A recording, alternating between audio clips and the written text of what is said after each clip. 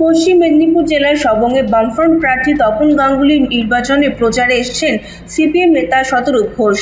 সবং এলাকায় নির্বাচনী প্রচারে এসে তিনি রাজ্যের মন্ত্রী মানস রঞ্জন ভূঁইয়াকে বেনজির ভাষায় আক্রমণ শানিয়েছেন। আপনারা দেখতে পাচ্ছেন সবং সহ এই যে সবংয়ে একটা সময় মানস ভূঁইয়া বামফ্রন্ট সরকারের সময় দিনের পর দিন এখান থেকে জিতে এমএলএ হয়েছেন। বামফ্রন্ট সরকারের সময় কংগ্রেস থেকে এমএলএ হয়ে এখানে কাজ করতে কোনো অসুবিধা হয়নি।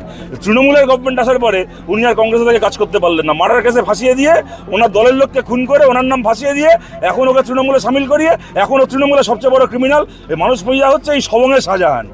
এই মানস ভূঁইয়ার হাতে এখন সবংয়ে ভেরি লুট, জমি দখল করে লোকের গায়ের জোরে ভেরি তৈরি হয়।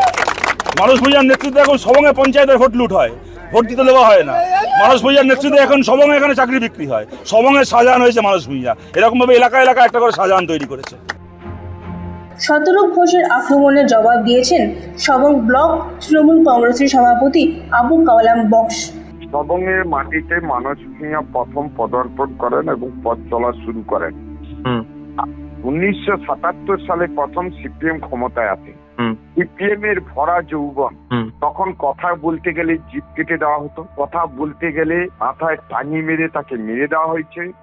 রমজান মাসের মতো একটা পবিত্র মাসে আসিরুদ্দিনের মতোকে লোককে এইরকম তীরবিদ্ধ করে খুঁচিয়ে মারা হয়েছে।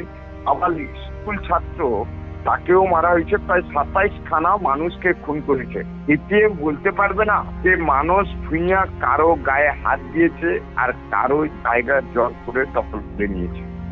যখন নিজের পায়ের তলার মাটি সরে গেছে, মার্ক্সবাদী কমিউনিস্ট পার্টিকে যখন সবংয়ে এখন দূরবীন দিয়ে দেখা যায় না, ওদের 70,000 ভোট, সেই ভোট কোথায়? এইটা শতরূপ বাবু উত্তর দিতে পারবে। শতরূপ বাবু বলতে পারবে তাদের কমরেডরা এখন কোথায় রামের অবস্থান করছে।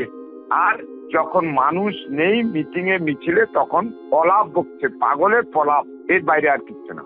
সবংয়ের মানুষ জানে মানস ভূঁইয়া কি। সবং থেকে দিগ্বিজয় মাহালির রিপোর্ট, এএনএম নিউজ।